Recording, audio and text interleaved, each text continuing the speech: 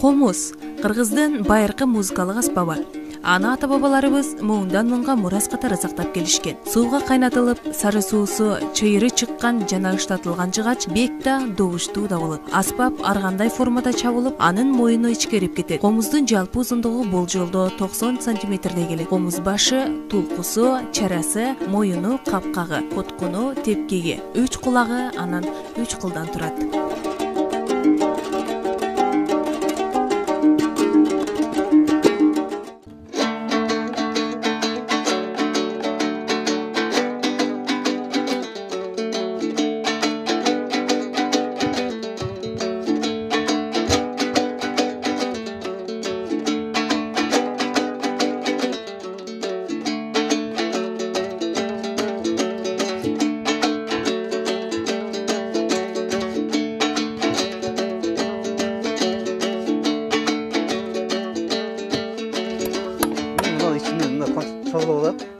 Бужум айылынын тургуну Керим ага алдыңкы комуз усталарынан бири. Ал көп жылдык тажрыйбасында 100дөн ашуун комуз жасаган. Анын ар бир жасаган улуттук аспабын Кыргызстандын мыкты комузчулары буйртма менен алып кетишет. Комуз чебери атыккан Керим аганын билдирүүсүндө өрүк жыгачын декабрь айларынын ортосунда кыят. Мында өрүк жыгачы баш тартып, өсүшүн токтотуп турган учуру болот. Чабууга да пайдаланган кезде да ал жыгач жарылып кетпейт. Өрүктү кыйып келгенден кийин бир аз сарыктып кургатып туруп, аны куратканда мындай жөнү жалтырып койбостон мындай тикесинен кое туруп, мисалы дубалга сөйүз ошондой кылып туруп тикесинен коебуз. Ал бир аз сарыгат да. Андан кийин мына койдун көңү, койдун кылына көмөбүз. Мүмкүн болушунча ушу кышы менен жакса жакшы болот да. Мунун астында ошол сомдолгон ошол өрүк бар. Ал ачып көрсөк болот го, Мунун астына көмгөндө баягы жыгачтын керексиз заттары чыгып кетет да. Мисалы мунун составында кичине май болушу мүмкүн, чириген жерлери болот, башка жерлер бар. Ошондон мына өрүк көң күйгөндө, көң түтөйт да кадимгидей. Түтөгөндө ошол бүт унулан алып ташайт да, тазаланып калат да негизи. Мында бар экен, азыр көрөбүз. Бул көмүлгөнүнө сентябрь, октябрь, ноябрь, декабрь 4-5 ай болуп калат да. 5 айдын ичинде даяр болуп калат.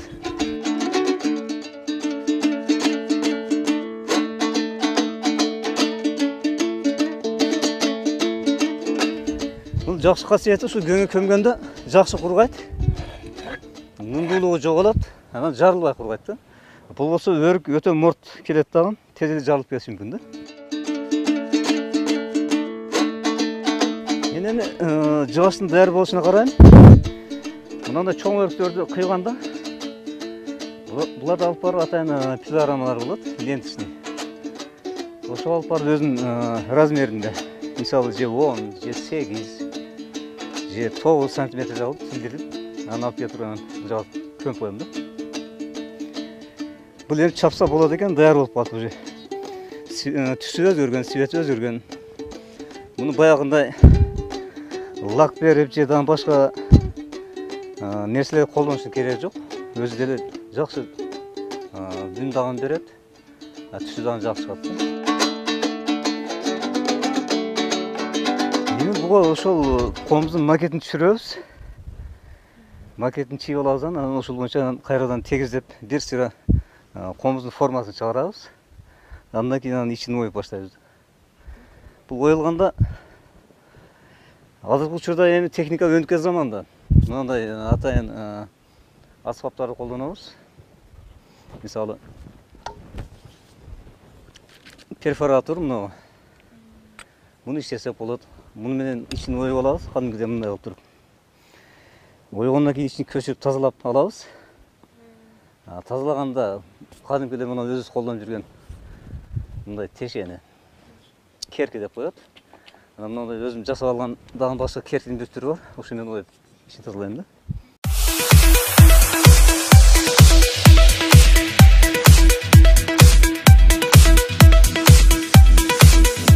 Жакшы үн бериш үчүн биринчиден бөрүк жакшы кургаш керек.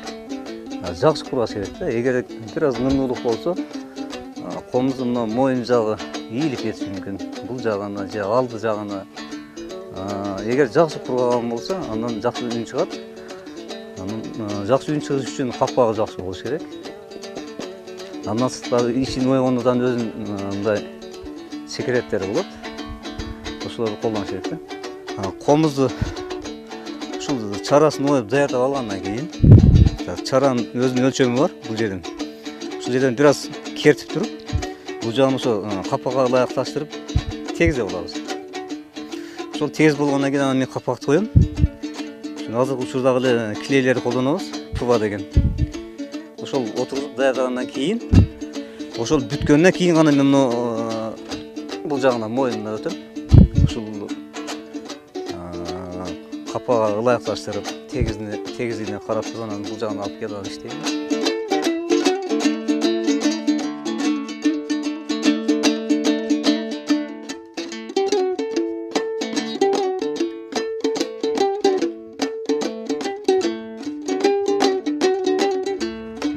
Бул жагы ичкерээк болуп атат. Бул жагы жуан болуп атат. Ошонун баарын бирдей кылып тегиздеп теңдейбиз. Ошондой эле баягы стандарт размерди эске алабыз. Же 3 мм, же 4 мм чейин. 2 мм-ден төмөн болгондо анда болбой калат. Себеби капак ийичек болуп калат биринчиден. Экинчиден тез эле сынып калат. Анан үнүнө да таасир этет. Капак коюлуп, моюн тегиздеп барлыгы жакшы бүткөндөн кийин анан бул жагында кулактын орду болот, 3 кулак. Ошону өзүнүн өлчөмүнө жараша тегиздеп, тешип даярдайбыз да, анан арт жагын коебуз бул жагын. Бул жагын коюп болгондон кийин бул жагынан 3 кылдын ордун тешебиз. Анан бул унун коебуз тепкесине өзүнчө. Подставка да бул. Азыркы учурда кылдар негизинен сайзын учурдагыдай болуп табылбай калды, бирок оригинал кылдарды табышка аракет кылабыз. Мен негизинен ушул Ош шаарынан алып келем. Жакшы, менимче үнү жакшы чыгат, ошол кылдар колдонобуз. Андан тышкары синтетикалык жиптер болот, Россиядан келет. Бишкектен ошолорду алып келем. Ошо 2 кылдын түрүн колдоном да.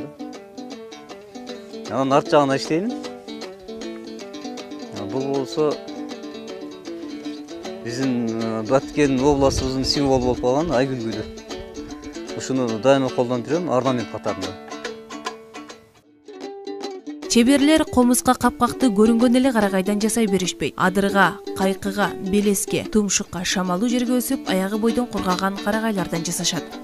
Капкагынан көп көңүлдөш керек. Капагын азыр бизде Россиядан жабасы тактайлар келип атса, алардан эле алып туруп басып койгондо болбойт. Алардын себеби текстурасы башкача. Мында текстурасы майда сызчалар болуп кеткен мында. Ушундай өзүчөлүктөр бар да. Эгер магазинден алсак, аларда өзөктөр болот. Анча желимдер болот. Алар комуздун үнүн тосуп калат. Бул жыгачтарды атайын ошо заказ менен Ысык көл өрөөнөн алдыртам. Болгондон Ысык көлдүн ошол алыскы бийик тоолорунда адам добуш улбаган, шум жок жерде өскөн карагайлардан жакшы добуш берет экен да. Атайын ошол жерлерден алдыртам да. Бул капакка алынган материал бул кадимкиде ошол Ысык көлдүн карагайынан алдыртканбыз. Анан буну ошол комузга отургузардан алдым. Мондай беттерин тегиздеп алышыбыз керек. Мондай жерлеринен.